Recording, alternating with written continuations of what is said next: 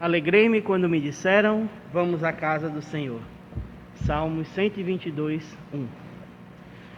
Bom dia a todos. Bom dia. É com muita alegria que nós começamos mais um culto matutino.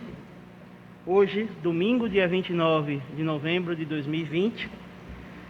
Culto matutino da Igreja Batista Regular, no Jardim Amazonas. Agradecemos a presença de todos que chegaram no horário.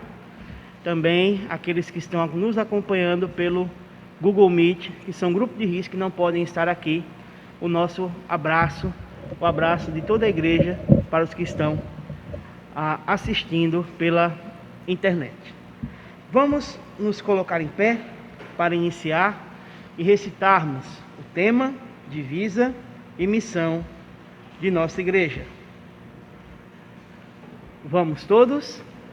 Discernindo o tempo, e digo isto a vós outros, que conheceis o tempo. Já é hora de vos despertar do sono.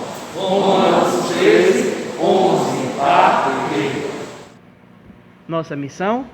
Glorificar a Deus, edificar os salvos, sustentar os valores morais e espirituais do cristianismo e difundir a fé cristã. Vamos, ainda em pé, fazermos uma leitura no livro de Coríntios. Vamos para 1 Coríntios capítulo 13, ler mais uma vez o capítulo do amor.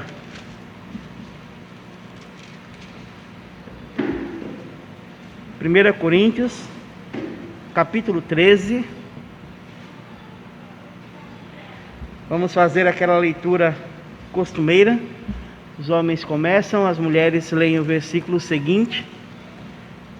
Vamos ler o capítulo todo.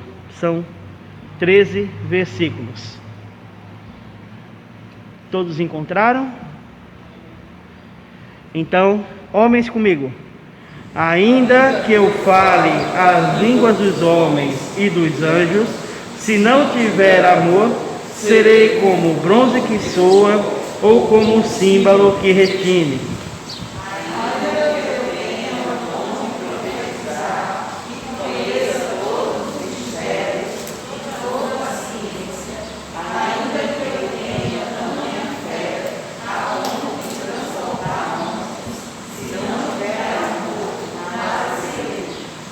E ainda que eu distribua todos os meus bens entre os pobres, e ainda que entregue o meu próprio corpo para ser queimado, se não tiver amor, nada disso me aproveitará.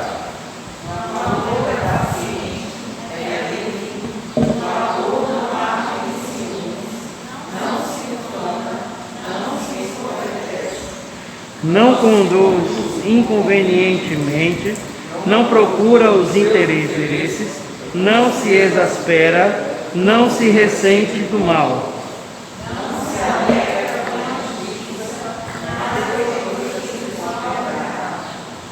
Tudo sofre, tudo crê, tudo espera, tudo suporta.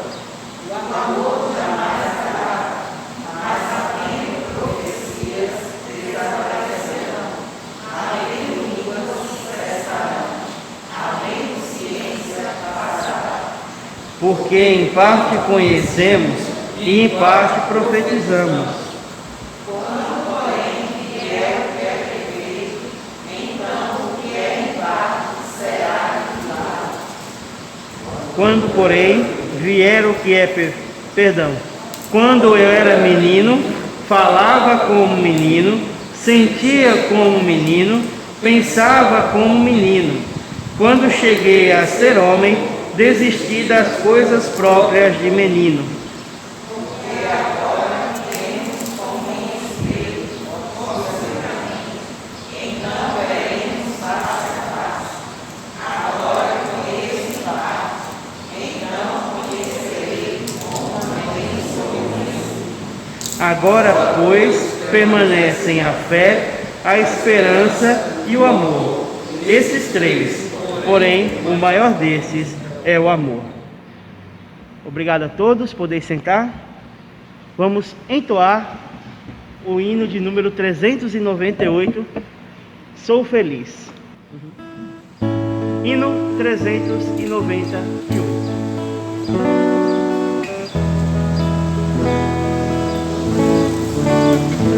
Se mais doce me queres gozar, se dura mais forte sofrer, ó seja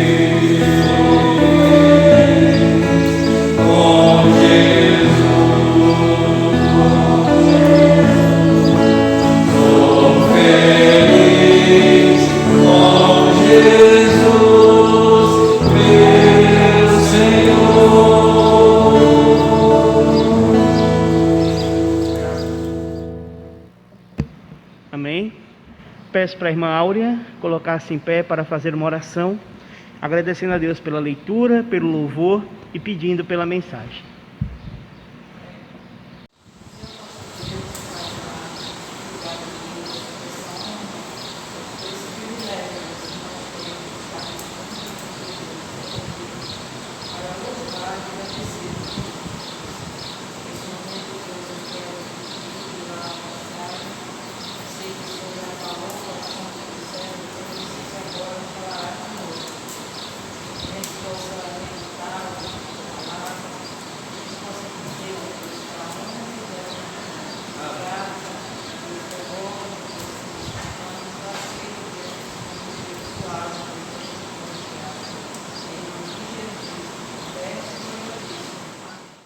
Amém. Obrigado, irmã. Obrigado a todos. Quem está lá fora pode entrar. Eu convido o nosso querido pastor Agimiro Filho para trazer a mensagem de hoje de manhã. Bom dia, queridos irmãos.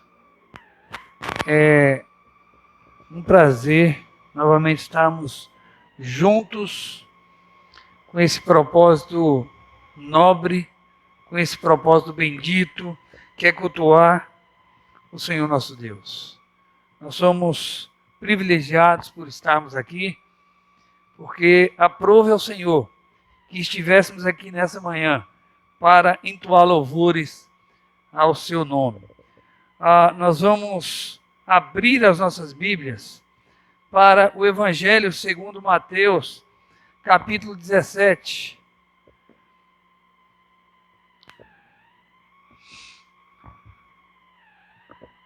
Mateus capítulo 17 é o texto da nossa meditação, também lá em tela. Mateus 17, versículos 24, 25, 26 e 27 é o texto da nossa... Foi aqui que Deus falou ao meu coração. Mateus 17, 24 a 27. Eu espero todos acharem, para que juntos possamos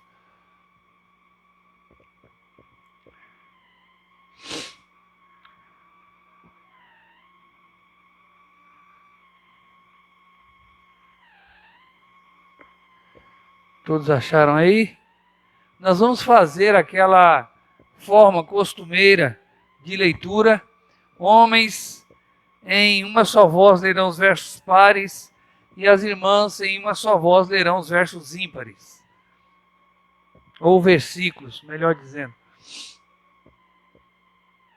Mateus 17, 24, eu peço que o irmão Lorival inicie para nós, por gentileza, e nós vamos segui-lo.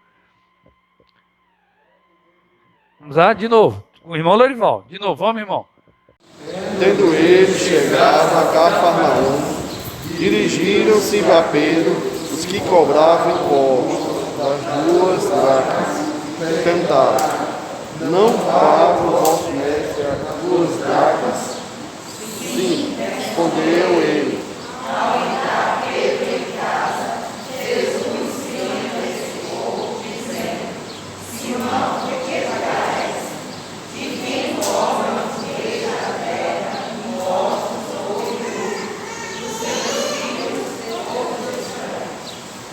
Responde-lhe Pedro, dos estranhos. Jesus lhe disse: logo estão isentos os filhos.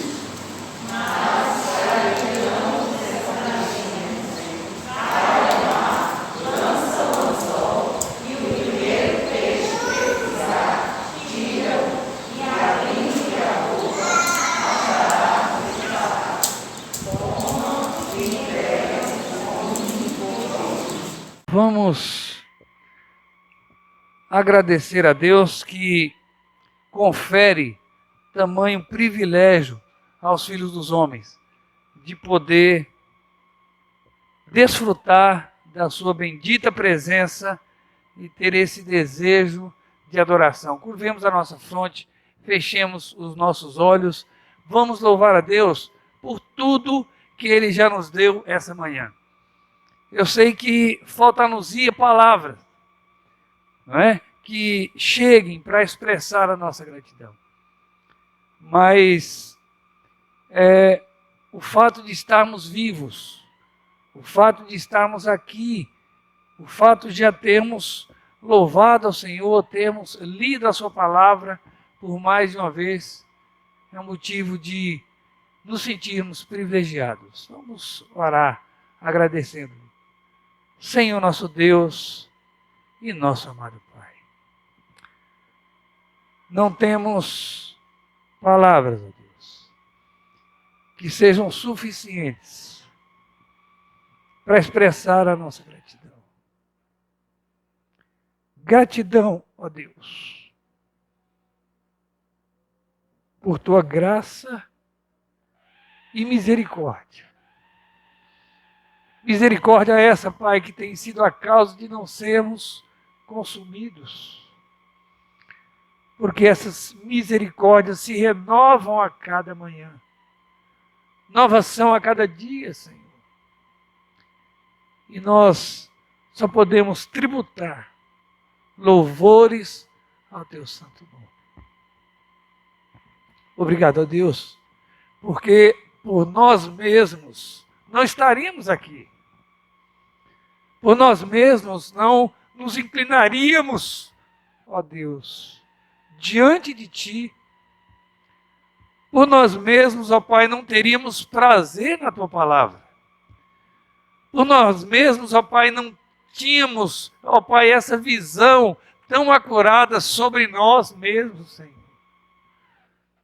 Mas graças a Ti que temos tudo isso através de Cristo Jesus, nosso Senhor. Graças Te damos, ó Pai, pela salvação.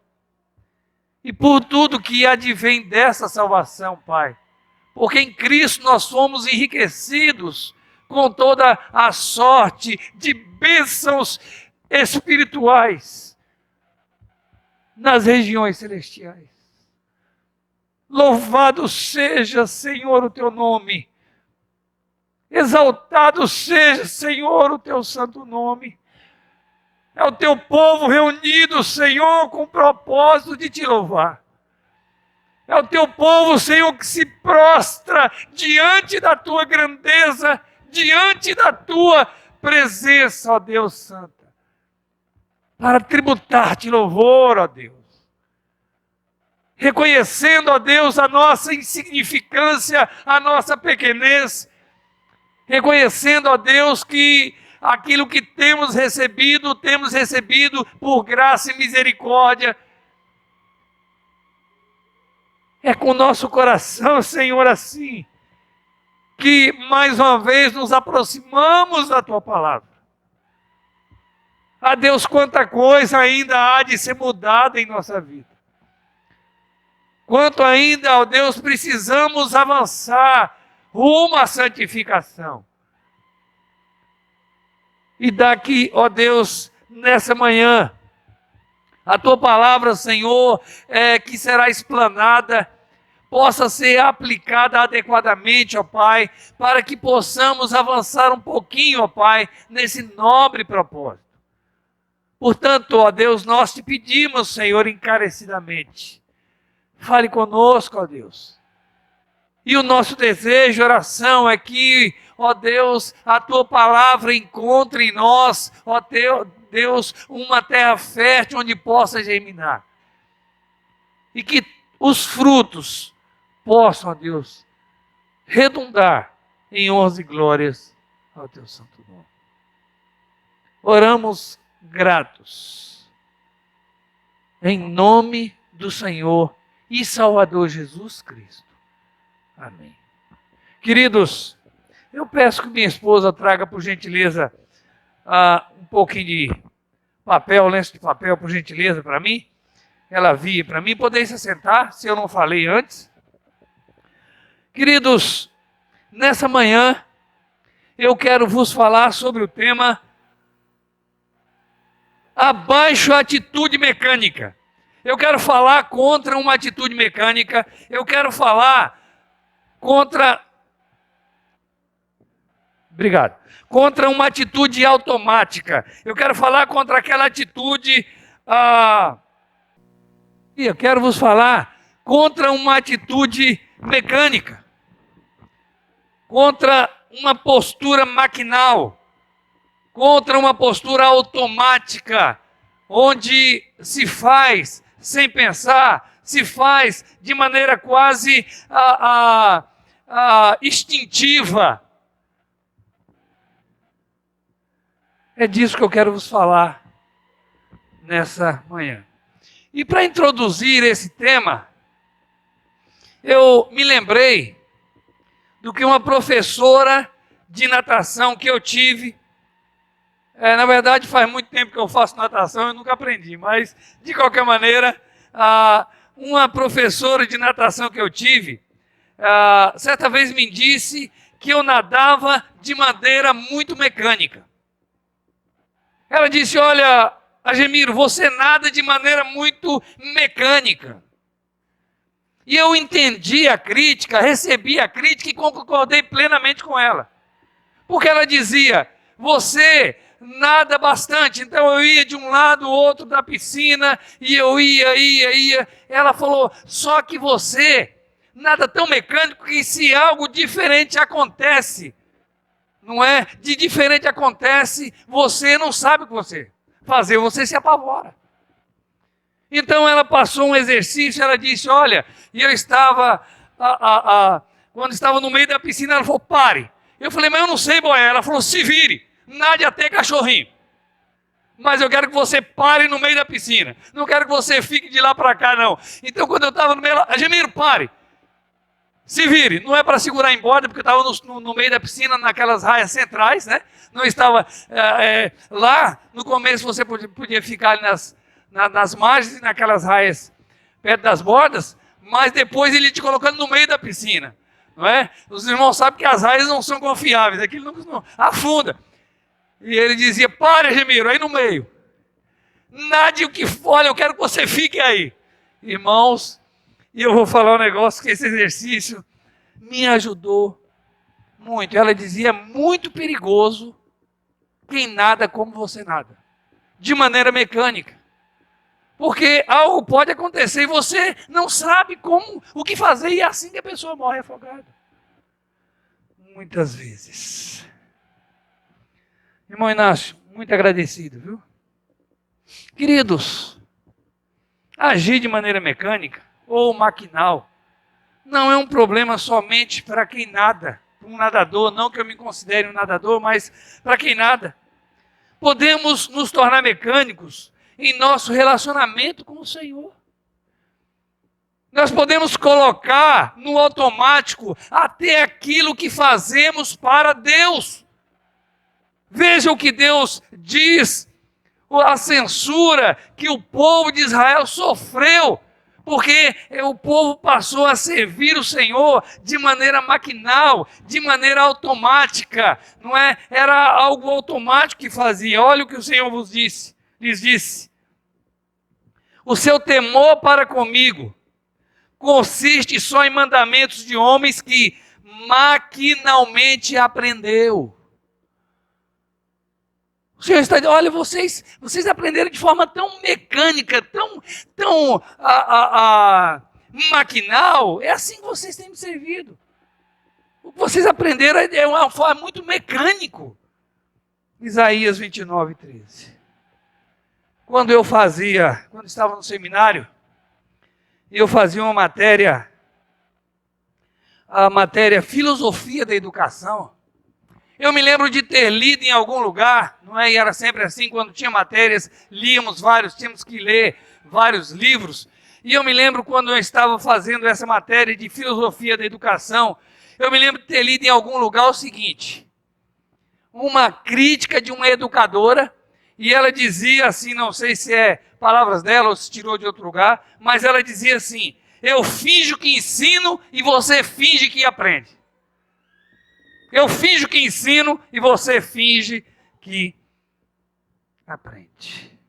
Podemos nos tornar mecânicos também em nossos relacionamentos, tanto vertical quanto horizontal. podemos também nos tornar mecânicos em nossos relacionamentos horizontais e assim desenvolver relacionamentos superficiais contra os males de se fazer as coisas de forma mecânica ou maquinal. Podíamos usar parte da frase de Charles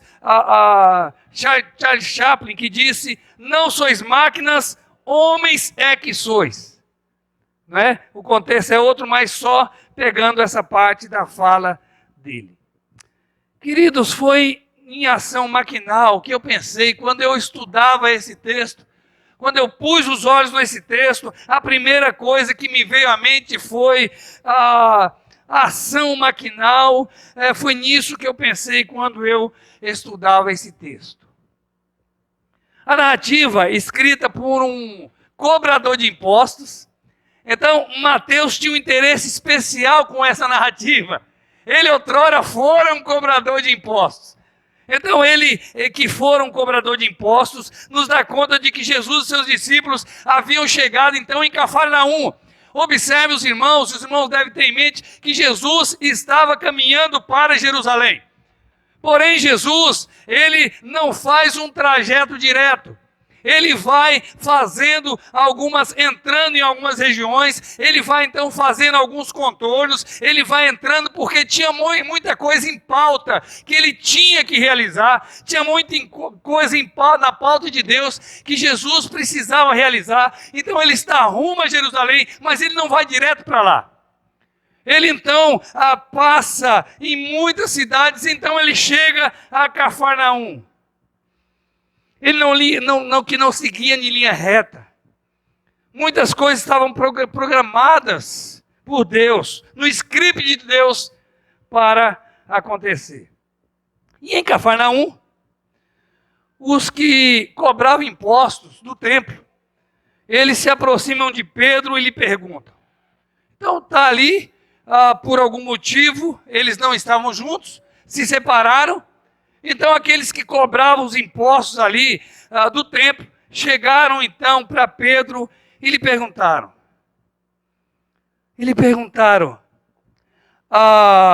Não paga vosso mestre as 2 dracmas do templo?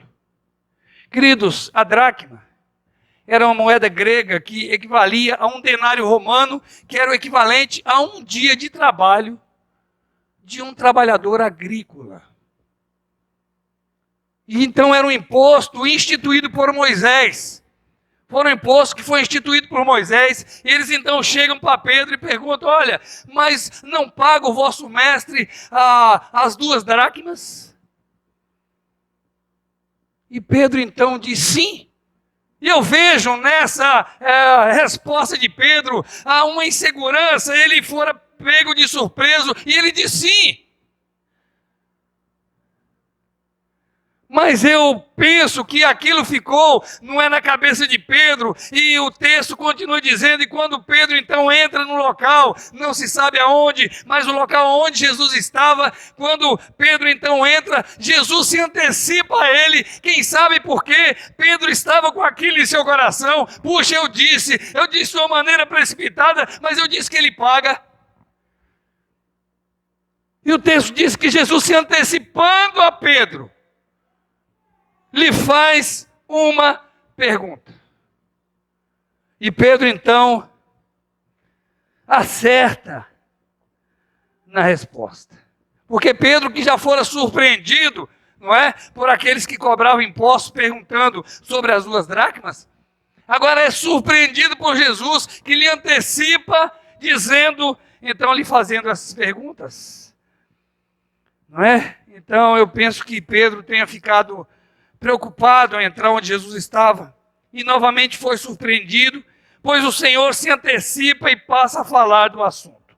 E com isso em mente, irmãos, eu quero pensar com vocês nessa manhã sobre, diante da questão, o Senhor leva Pedro a considerar algumas coisas importantes, a pensar em algumas coisas importantes. a raciocinar sobre algumas coisas importantes. Não, o Senhor não queria uma atitude mecânica. O Senhor não queria que Pedro simplesmente dissesse aquele sim. Pedro precisava pensar naquela ação. Pedro precisava pensar naquela situação. Então essa questão do Senhor, diante da questão, o Senhor leva Pedro a considerar algumas coisas importantes, não só para Pedro, mas para todos os cristãos, para toda a cristandade. E é sobre isso que eu quero vos falar nessa manhã. Algumas coisas importantes, não é? Diante da questão, o Senhor leva Pedro a considerar algumas coisas importantes. E você, que já está acostumado com a minha forma de pregar, deveria dizer, diante da questão, o Senhor leva Pedro, pastor, a considerar quais coisas importantes. E eu te digo que diante da questão, o Senhor leva Pedro a considerar 3 coisas importantes, 3 coisas que nós precisamos considerar, que nós precisamos pensar nela, que essas coisas, elas precisam serem pensadas, elas precisam serem consideradas por cada um de nós. A primeira coisa que o Senhor, diante da questão, o Senhor leva Pedro a considerar, vem dos versículos 25 e 26.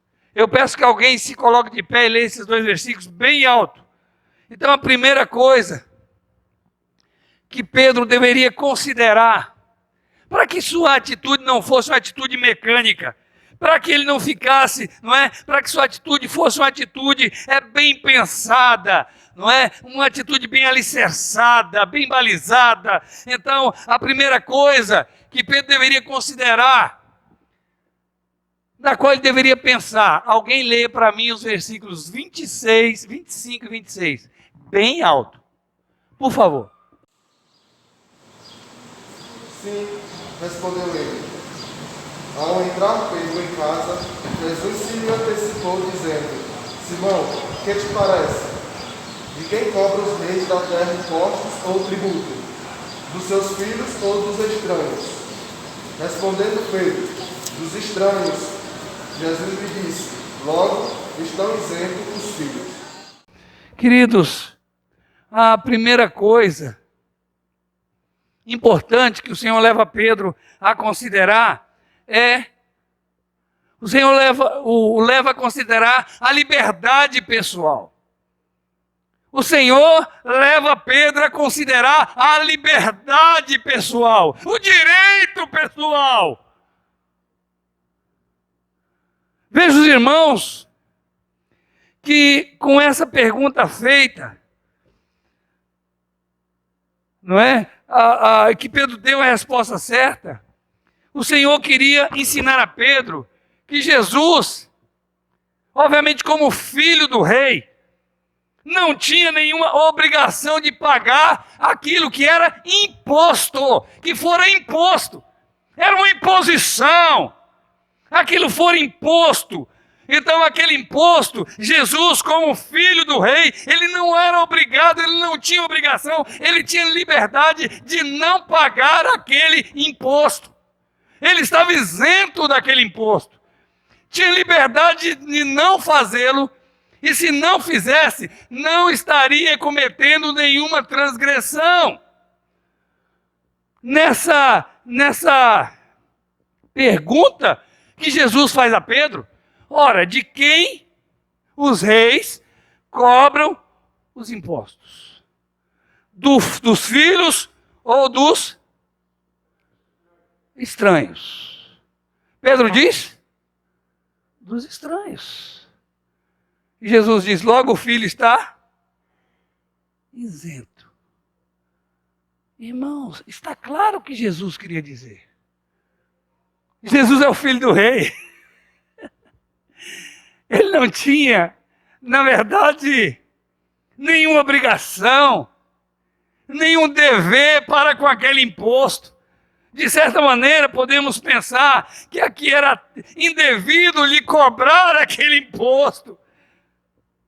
Era errado lhe cobrar aquele imposto. É isso que Jesus quer dizer. O Senhor leva Pedro, o leva a considerar a liberdade pessoal. Então, se caso o Senhor não pagasse esse imposto, não estaria transgredindo nenhuma lei, nenhum mandamento. Foi Moisés que instituiu essas 2 dracmas, esse imposto, não é, para o templo. Mas Jesus era o filho do rei, não estranho.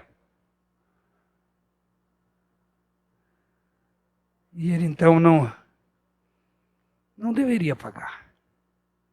Irmãos, o cristão é a pessoa mais livre de todas. Alguém diz. O cristão é a pessoa mais livre de todas, mas também a mais serva de todas. Eu me lembro que, falando ao seu filho na fé, Filemon, Paulo, ali quando ele fala de Onésimo ali, aquela situação envolvendo aquele escravo fujão, ele diz algo ali que eu achei por bem colocar aqui. Olha o que Paulo diz a Filemon acerca de Onésimo, porque ele passa a rogar. Pois bem, diz Paulo, falando a Filemon, ainda que eu sinta plena liberdade em Cristo, para te ordenar o que convém. Filemon 1:8. Paulo diz, eu tenho plena liberdade para te ordenar isso. Eu tenho liberdade para te ordenar isso. No entanto, eu prefiro pedir em amor. E eu fiquei pensando, Senhor, o ponto aqui, a divisão, eu enxerguei. Mas como é que eu posso aplicar isso? Como é que eu posso falar? Os demais pontos são, de certa maneira, mais fáceis a aplicação. E eu ficava, Senhor, como é que eu posso aplicar? Qual é a ponte que eu posso fazer? O Senhor leva a considerar a liberdade pessoal, o que eu posso falar àquele povo. E eu também creio que eu já vos falei de um homem que pregava empolgadamente. Em dado momento da sua mensagem, ele diz, olha, a Bíblia diz isso. E alguém que estava ali atrás dele, dividindo aquele espaço no púlpito, deu uma puxadinha no terno dele ou na calça dele e diz, olha, a Bíblia não diz isso. E ele então sorriu e disse, o irmão disse que a Bíblia não diz isso. Pois deveria dizer. Queridos, não precisamos criar nenhuma prescrição adicional para tentar blindar a igreja. Não precisamos criar nenhuma prescrição a inventar nenhum preceito em nome da santidade. Não precisamos. A Bíblia ela é suficiente. A lição da segunda milha, ou na lição da segunda milha, nós temos 2 coisas, uma coisa que se parece aqui, pelo menos com 2 pontos dessa mensagem. Jesus fala de uma obrigação. Porque a lei romana diz que qualquer pessoa poderia ser requisitada por um soldado romano e ele era obrigado a ajudar, a transportar os seus pertences por 1 milha. Isso era lei. E Jesus fala da lei, era importante, olha, isso é lei. Mas Jesus também fala da liberdade. Quando ele diz, olha, se alguém te obrigar a andar 1 milha, vai além, caminha com ele Duas. A primeira você vai por obrigação e a segunda você vai por amor. É bem verdade que muitos abusam da liberdade. Paulo, falando aos irmãos da Galácia, ele disse: porque vós, irmãos, fostes chamados à liberdade, mas não useis a liberdade para dar ocasião à carne. Isso está em Gálatas 5,13. Os coríntios diziam: todas as coisas me são lícitas. Diziam isso, não é com base na liberdade cristã. Todas as coisas me são livres.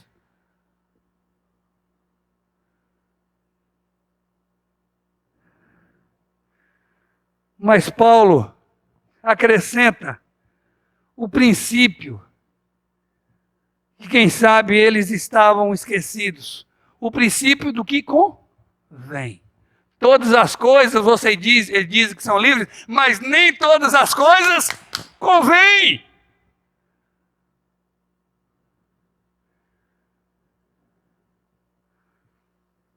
Queridos, até certo ponto eles estavam certos, só que esqueciam do princípio do que convém. Então o Senhor leva a considerar a liberdade pessoal. Nós temos a liberdade como cristãos, não é assim? Claro, em Cristo nós somos, como já falamos, o cristão é a pessoa mais livre. Não é? A nossa fé não é aquela fé, não é aquele preceito sobre preceito, e Deus fala sobre isso no Antigo Testamento. Não, nós temos uma liberdade em Cristo. Isso é inegável.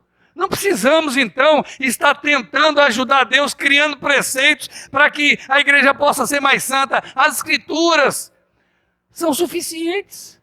Nós temos uma liberdade. Então, Jesus chama Pedro a considerar a liberdade. Ele não precisava cumprir aquilo. Mas caminhemos. Vamos pensar em outra coisa importante que o Senhor leva Pedro a considerar diante da questão. Versículo 27. Por favor, alguém leia. Outra coisa importante. Agora, primeira liberdade. Você é livre.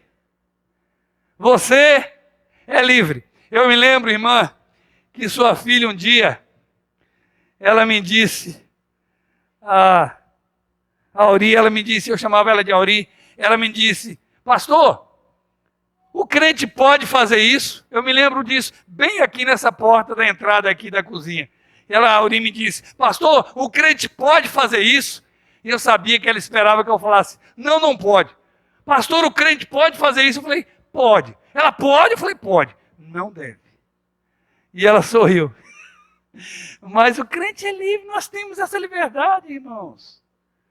E é mistério até que entendamos e pensemos nessa liberdade. Porque eu vejo pessoas dizendo o seguinte: olha, eu não faço isso porque a minha religião não permite. Eu não faço isso porque se o meu pastor souber, ai de mim. Que cristianismo é esse? Imposto. Que cristianismo é esse? Não, eu não creio. Sabe por que eu não faço? Porque eu tenho a liberdade em Cristo. Eu não quero fazer. Cristo trabalhou em minha vida. Ainda que eu tenha liberdade, isso não me satisfaz. Eu não tenho necessidade de fazer isso. É diferente se pensar nessa forma de liberdade cristã. Mas vamos caminhar agora sim, Adalto, você lê para mim. Outra coisa importante que o Senhor leva Pedro a considerar diante da questão, pode ser visto no versículo 27. Por favor, irmão. Para que não nos escandalizemos, vai ao mar, não são povos, e o primeiro peixe que fisgar, tira-o e abrindo-lhe a boca, acharás um estádio.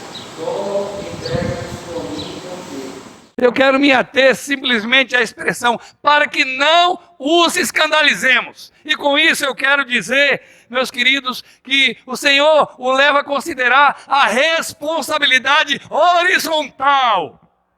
A responsabilidade para com o próximo. Meus queridos irmãos, como vimos na divisão anterior, o Senhor Jesus, como filho do rei, tinha total liberdade de não pagar aquilo que era imposto. Que Moisés tinha, então, imposto sobre os filhos de Israel, sobre os filhos de Israel. No entanto, esse ponto, nesse momento entra em cena a questão da responsabilidade horizontal. O Senhor não queria escandalizar, ser um motivo de tropeço, e assim abriu mão de sua liberdade de um direito ou de um direito legítimo. Ele abre mão da sua liberdade. Ele não pensa nele, ele não pensa no seu direito, ele não pensa em sua liberdade, mas ele pensa no próximo. Não, ele não está pensando nele. Ele agora está pensando no próximo. É claro que Jesus se tornou uma pedra de tropeço. Mas isso ele não fez de maneira deliberada.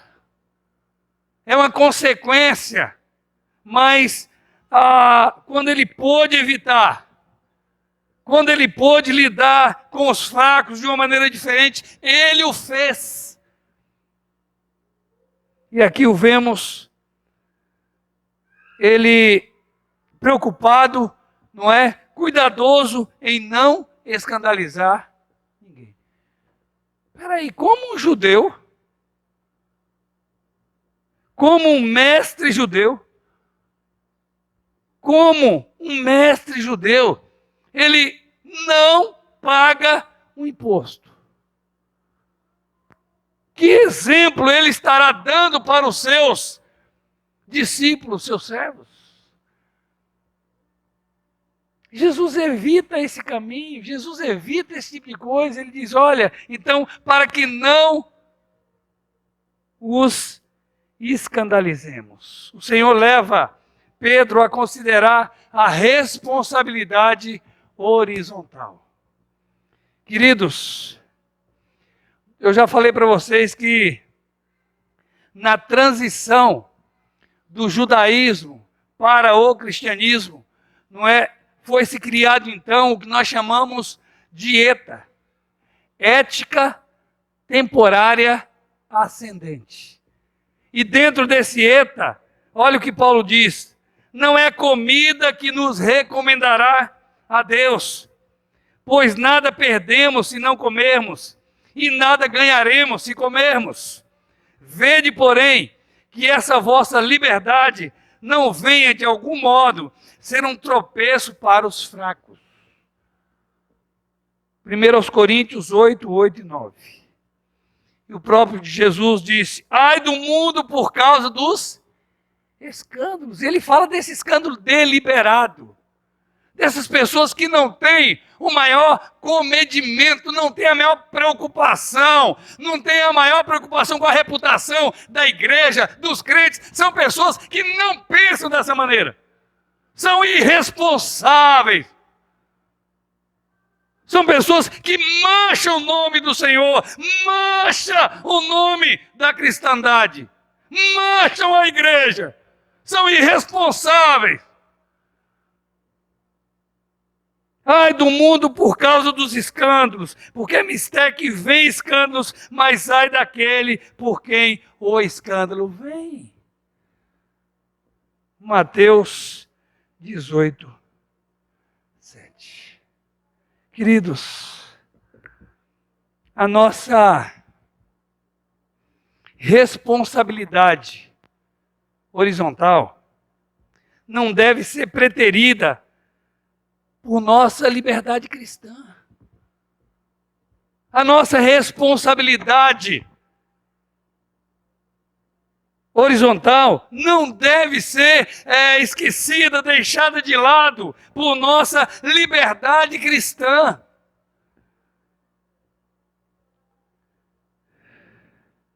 Eu não falo em cumprir caprichos de pessoas aí, não é? Porque o mundo é fraco. Jesus, ele não cumpriu caprichos, não é? Eu falo do despojamento do orgulho, do egoísmo, que muitas vezes caracterizam nossas ações. Eu falo, irmãos, desse egoísmo, dessa irresponsabilidade que muitas vezes caracteriza nossas ações. Não estou falando de cumprir caprichos de quem quer que seja. Jesus não cumpriu.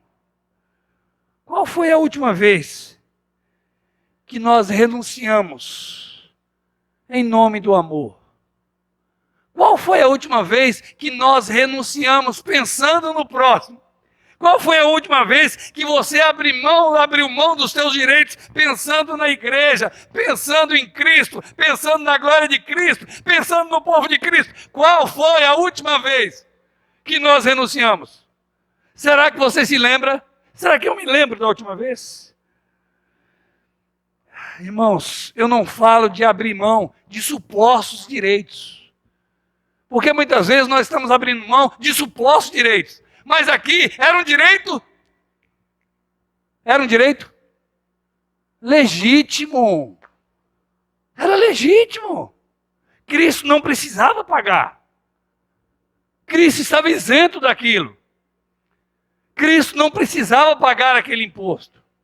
Era um direito legítimo. Ele tinha uma liberdade de não fazê-lo.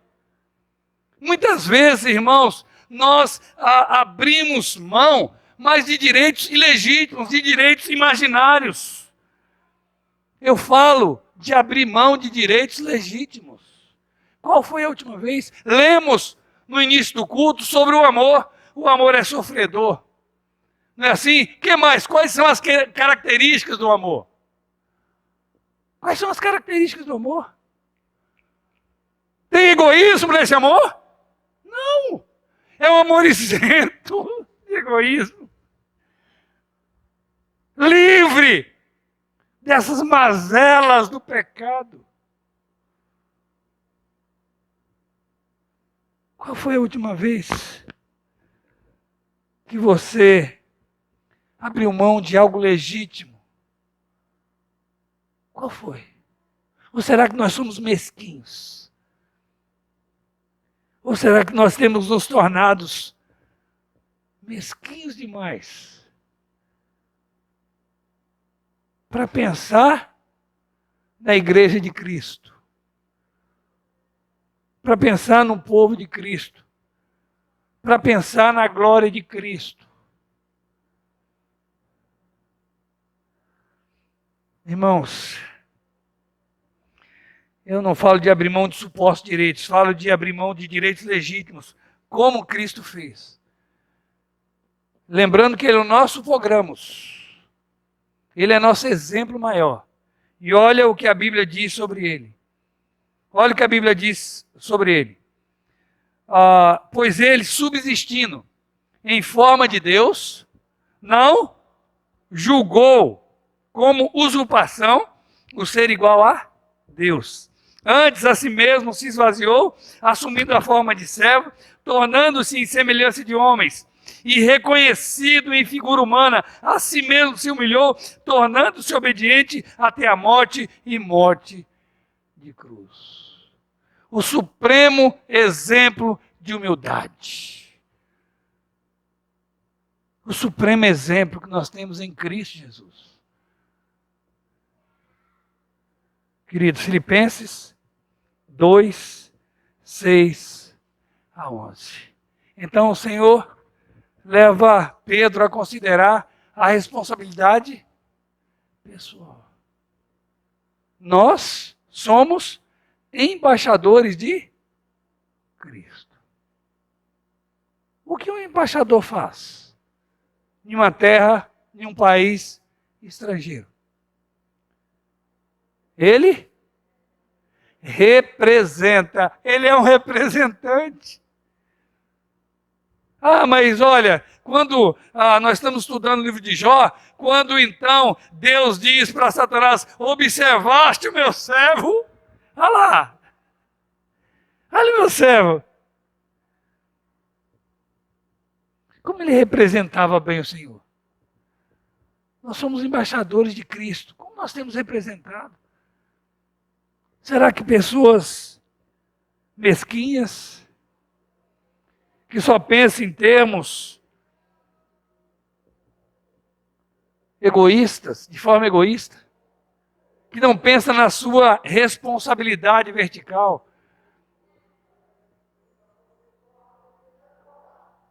Mas o Senhor o leva a considerar a responsabilidade horizontal. Mas ainda outra coisa importante que o Senhor leva Pedro a considerar,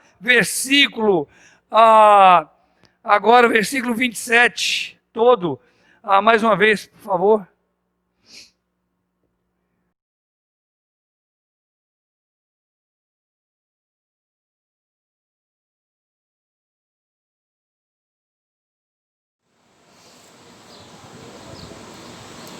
Mas para que não os escandalizemos, vai ao mar, lança o anzol, e o primeiro peixe que ficar, tira-o, e abrindo-lhe a boca, achará a mensagem. Toma-o e entrega-lhe por mim e por ti. Obrigado, irmão. Outra coisa que o Senhor, coisa importante que o Senhor leva Pedro a considerar o Senhor leva a considerar a autoridade divinal, ou o poder de Deus. A autoridade aqui no sentido de poder de Deus. Ok. Não vamos escandalizá-lo, Senhor. Mas como vamos fazer isso? Eu quero que vocês olhem para mim. Vocês vão ter tempo para, se quiser anotar depois, mas olhem para mim, por favor. Ok, Senhor. Eu entendi que o Senhor não quer que os escandalizemos. Mas como vamos fazer isso? É importante notar que é o único milagre na Bíblia envolvendo dinheiro. Um milagre, propriamente, um milagre mesmo. É claro que o Senhor, mas eu falo um milagre. É o único na Bíblia envolvendo dinheiro. É o único. E eu queria fazer uma pergunta para vocês. Por que vocês acham que um milagre aqui, Jesus recorreu a um milagre aqui? Deixa eu ajudar vocês. Nas duas multiplicações de pães. Por que Jesus, então, fez 2 milagres ali? Por quê? Por quê? Me ajude. Me ajude. Porque a situação pedia, era necessário. Havia escassez de pão, o lugar era semideserto. Não havia como comprar pães e havia necessidade de pão. E Jesus, então, ele faz o milagre da multiplicação. Aqui, por razões semelhantes. Eles não tinham como pagar esse imposto. Era um imposto caro. Quando você vai entender a realidade do homem do Novo Testamento, você vai entender que eles não tinham esse dinheiro. E eu só quero lembrar que o tesoureiro era uma pessoa mais honesta que existe. O nome dele era Judas Iscariotes. Era quem cuidava da bolsa. Eles não tinham esse recurso. Eles não tinham como pagar isso. Ok, Senhor, não vamos escandalizar, mas como vamos fazê-lo?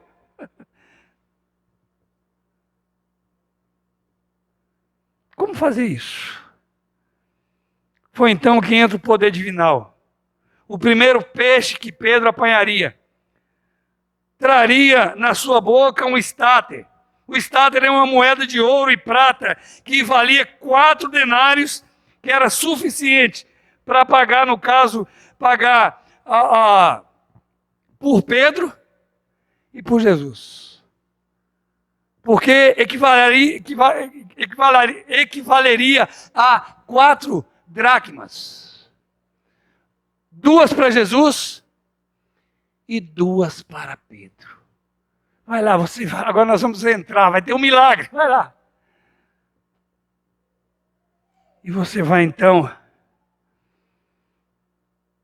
irmãos, e o milagre aconteceu.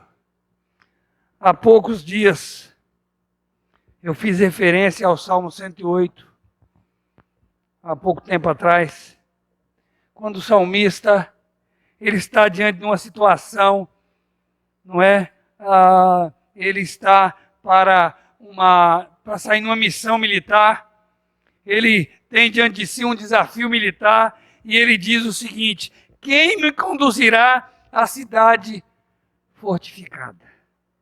Quem me guiará até Edom? A questão aqui não é de ter um guia. A questão era, olha, eu preciso de alguém para ter acesso a essa fortaleza. Quem me capacitará? Quem me dará condições de lograr bom êxito? Quem me dará condições de obter vitória sobre Edom? Queridos, as prescrições da palavra de Deus sempre parecerá como de fato são. Ou estão muito acima das nossas capacidades. Nós não somos suficientes. Se tem alguém que pensa, outro dia eu vi uma pessoa falar do ministério pastoral, algo que eu falei, bom, então deve ter um problema aqui, outro problema com esse pastor. Porque uma pessoa disse o seguinte, falando do ministério pastoral, ainda se ganha para isso. Como se fosse... o ministério pastoral fosse... Eu falei, meu Deus, então não sei, eu acho que eu vivo em outro mundo ministerial. Falar que você vive o cristianismo com o pé nas costas, que é fácil. Irmãos, é difícil. É uma luta, porque vai contra a nossa velha natureza que aqui habita em nós ainda. As prescrições da palavra de Deus são sempre um desafio para nós. São sempre difíceis para nós, são sempre ofensivas para nós. É sempre um remar, não é? Contra a maré, contra a correnteza. E isso não só pensando no mundo exterior, mas pensando aqui dentro em nós. É uma luta. A vida cristã é uma luta, e não só externa, mas eu falo dessa frente de luta, ou frentes de lutas internas que nós temos que enfrentar. Você acha que é fácil? Você vê as prescrições da Bíblia. Não, isso aqui é fácil. Vão além da nossa capacidade. Irmãos, não parece que Jesus estava agindo como um brincante? A exemplo do que ele diz, imagine aqui, aquela multidão, em um texto diz que os discípulos, a iniciativa foram deles. Senhor, despede a multidão para que vá aí pelas aldeias e compre o que comer, porque já é avançado o dia. E ele diz, dá-lhes vós mesmos de comer. No outro texto, a iniciativa é de Jesus, mas o fato é que Jesus diz, dá-lhes de comer. Qual foi a reação nos dois textos? Senhor, olha, uma quantia aí de dinheiro que nós não temos não seria suficiente. Onde nós vamos comprar? Nós não podemos dar. Nós não podemos. Parece que Jesus Cristo está brincando. Parece que ele está pregando uma peça. No cristianismo que eu tenho vivido, quando eu leio as Escrituras Sagradas e eu vejo o que Deus quer de mim, às vezes eu penso, Senhor, parece que o Senhor está me pregando uma peça. Como é que eu não vou escandalizar? Como é que eu vou seguir essa prescrição da tua palavra? Como é que eu vou poder, Senhor, te obedecer nesse quesito? Como é que eu vou amar inimigo? Que eu vou amar pessoas que tramam? Como é que eu vou amar pessoas que me ferem, me maltratam, judiam de mim, me odeiam, Senhor? Como eu vou fazer isso? Como tu queres que eu faça isso, Senhor? É impossível. Como? Você já chegou a falar isso? Como é, Áurea, que eu vou manter os meus pés firmes quando a vida parece que está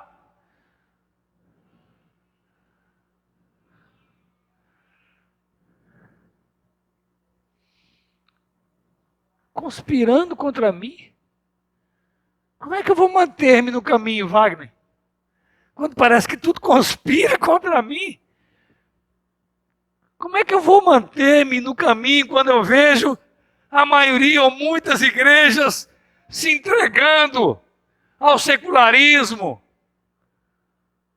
Como é que a gente vai viver, Senhor? Você já falou isso para o Senhor? Como é que eu vou viver, Senhor, a vida cristã quando eu olho para a minha vida? Parece, Senhor, como Jó enfrentou dificuldades e, puxa, peraí, como é que eu vou fazer isso? Irmãos, é mistério que não se sintamos à altura das prescrições bíblicas. O dia que você se sentir à altura, Teodomiro, você não precisa mais de Cristo.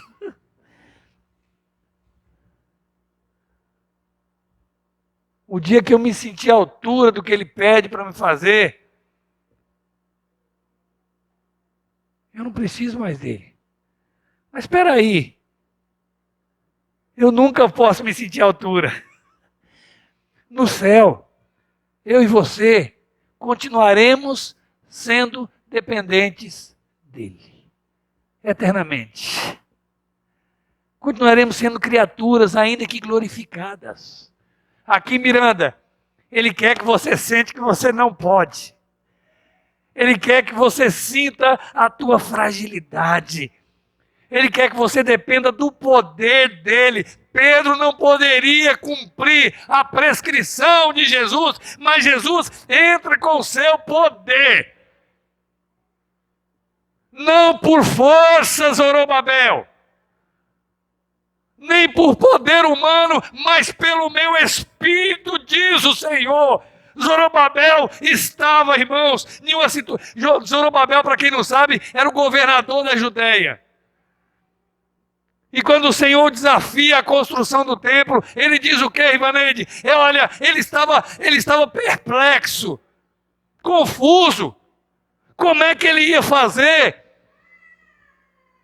E o Senhor diz a ele, não por força, nem por poder, quer dizer, poder humano, mas pelo meu Espírito, Zorobabel. Meus queridos, Jesus Cristo, Ele não pede algo que esteja além das capacidades que Ele mesmo nos deu. O cristianismo não é para ser vivido na força do braço. O cristianismo não é para ser vivido, Daniel, na tua sabedoria ou com base nela. Nós precisamos nos estribar em Deus, no seu poder, na sua capacidade. Pedro precisava considerar a autoridade e o poder de Cristo. Vai lá e pesca, Pedro. O primeiro, não há um milagre aqui. Por mais que queiram diminuir, mas é um milagre aqui. Ou seja, Cristo possibilitando Pedro para que ele pudesse então lhe obedecer. Paulo disse algo tremendo, porque imagine como um homem do calibre de Paulo poderia se envaidecer acerca do que falava, acerca do que ensinava, mas olha o que Paulo diz para finalizar. Não que sejamos capazes, por nós mesmos, de pensar alguma coisa, como de nós mesmos, mas a nossa capacidade vem de Deus. É Deus. Deus é aquele que nos capacita. Queridos, como eu disse no início, diante da questão, o Senhor leva Pedro a considerar algumas coisas importantes. Primeiro, leva Pedro a considerar a liberdade pessoal. Você é livre? Sim, eu sou em Cristo. Mas depois, ele leva Pedro a considerar a responsabilidade horizontal. E isso já mexe um pouco com a liberdade. E depois ele leva a considerar, então, a autoridade divinal ou poder divinal. Aquilo que o capacita a obedecer. Aquilo que o faz suficiente para seguir as orientações da palavra de Deus. Pense nisso, vamos orar. Senhor nosso Deus e nosso amado Pai, obrigado a Deus por essa porção estudada da Tua palavra. Dá que possamos, ó Deus, aplicá-la em nossa vida, no nosso dia a dia, Senhor. E que o fruto disso possa ser uma vida mais reta diante de si, porque assim sabemos, ó Pai, que o Teu nome será glorificado. Em nome de Cristo que nós oramos. Amém.